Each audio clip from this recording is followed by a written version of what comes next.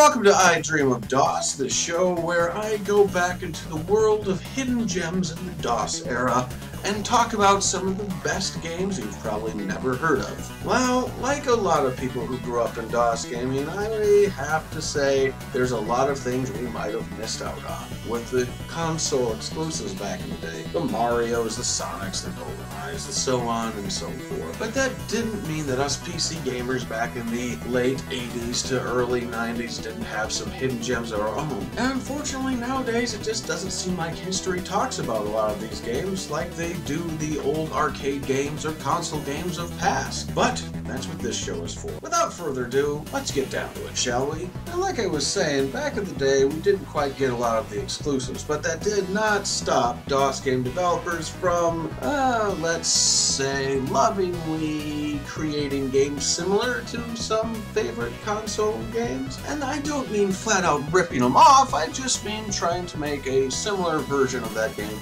for PC gamers to enjoy. The game I'm going to be talking about today just happens to be one of those games. The game I'm talking about right now is Wacky Wheels. This game was created by Beavis. Insert random Beavis and Butthead joke here. And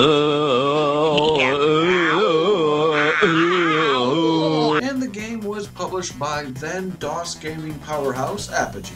As you can see, is an obvious, I suppose, homage to Super Mario Kart on the Super Nintendo. In fact, Beavis even flat out said they were trying to create a game very similar to that because they enjoyed it so much, only for the DOS-faring crowd. And it does have a lot of similarities. In fact, right down to the graphics are very cartoony, and a lot of the tracks you could practically believe were pulled right out of Mario Kart. It has the split-screen multiplayer, it has battle modes, and it even has the power-ups floating around. The only difference is that the characters that you play as aren't really as iconic as Mario, Bowser, Luigi, Peach, and so on. You get a lot of generic animals. You got a giant elephant, which I don't know how it could actually ride a go-kart without crushing it.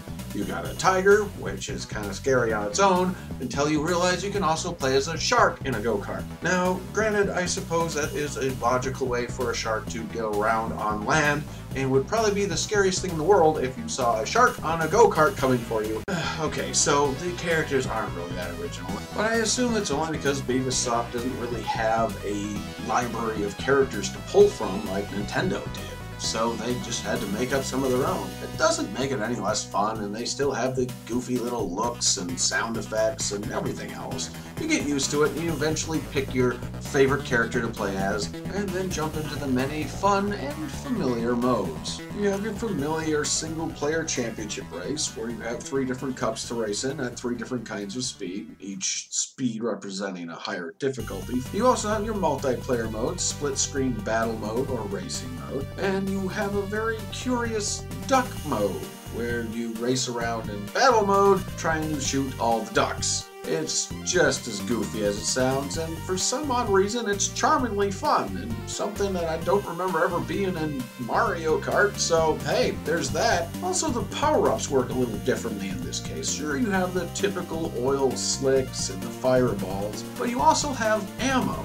That's right, as you race around, you're able to pick up ammo that you can shoot at any time for the most part. And depending on how much you have, you can shoot as many as you want or try and play conservatively. It would be like if you gave everyone in Mario Kart a machine gun and shoot turtle shells. But the ammo is a bit, well, strange.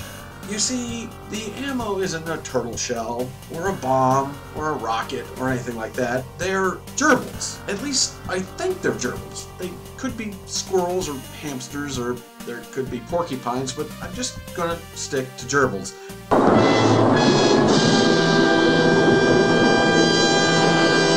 And the funny thing is, they're not just standing out there on the track waiting for you to pick them up. They're doing stuff. That's right. They spend their day on this track. They're reading the paper. They're sitting on the toilet. They're playing sports. They're rafting in the river. Seriously, this is disturbing. Not only are you using gerbils as ammunition, you're interrupting their day, man. You're running them over and picking them up while they're just trying to read the paper and have a cup of coffee. And then you're throwing them at people. I mean, is this their daily life? Is this their daily routine?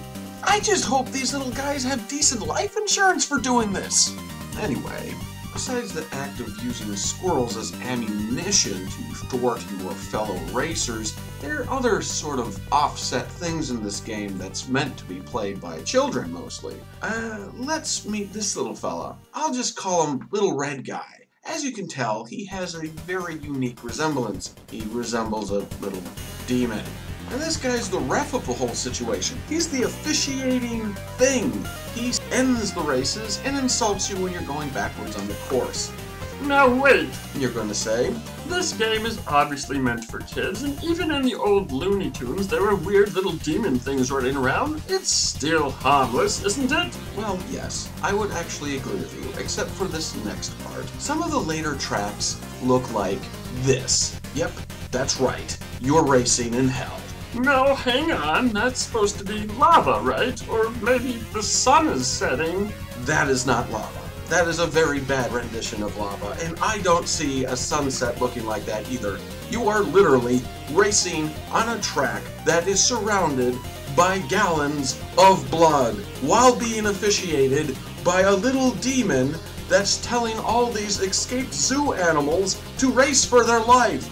Okay, so that got a little dark, but I'm just saying, it seems like some dark undertones are going on here. So if you do play this with your kids, maybe try and convince them that it is lava, although that might not be much better. So yeah, just go with the whole sunset thing and hope they don't notice. Questionable ammunition aside, and other general creepiness, there is one other thing I have to gripe about. It's the AI of the game. They don't pick up any of these power-ups at all. In fact, they'll just drive right through them, and it won't affect them whatsoever. This goes with other interactables on the track, such as jump pads and boosters. They'll just drive over them, and they won't jump or boost. It seems really weird and almost unfair. AI gripe aside, the multiplayer is quite fun, and it has the typical battle modes that you'd find in Super Mario Bros. And the normal races as well. Multiplayer can be quite frantic, considering you actually have an opponent that'll shoot back at you and be able to use the boosters. So I highly recommend it. And if one of your friends roll their eyes and say, hey, it's like Mario,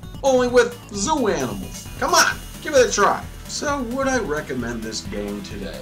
Honestly, the best way I could probably sum it up is this is Super Mario Kart Lite, only it uses zoo-like animals and some different power-ups. While the AI is disappointing, for the nostalgia of it all, I'd say give it a try. Plus, it's also very kid-friendly, for the most part. And it's a nice jumping off point for them so they can get into the Mario games later. The modes are not that original, sans for the very odd duck mode, but when bringing a friend along for the ride, it can be quite entertaining. And even the single player can be relaxing. It's not extremely fast or frantic, but it's enjoyable. So if you're looking for something that's going to go Mach 10 and have frantic battles with shells and other stuff, then you might want to stay away. If you want something to be a little more goofy, relaxing, and cartoony, this game is definitely worth checking out. And luckily, 3D Realms is still selling this game, which is what Apogee turned into after it wasn't Apogee anymore.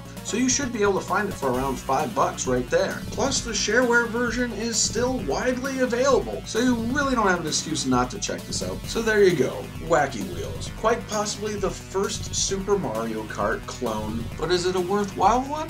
This gamer says yes, as long as you don't have a problem with using live gerbils as your ammunition. Anyway, thanks for watching, folks. I hope you enjoyed this first edition of I Dream of DOS Games. And if you did, don't forget to mash that like button, favorite, and even share it with other people so they know this video is out here. Puts a big smile on my face and lets me know I'm doing my job. And hopefully, there'll be a lot more where this came from in the future. Till next time, game fans, keep playing, and thanks for watching.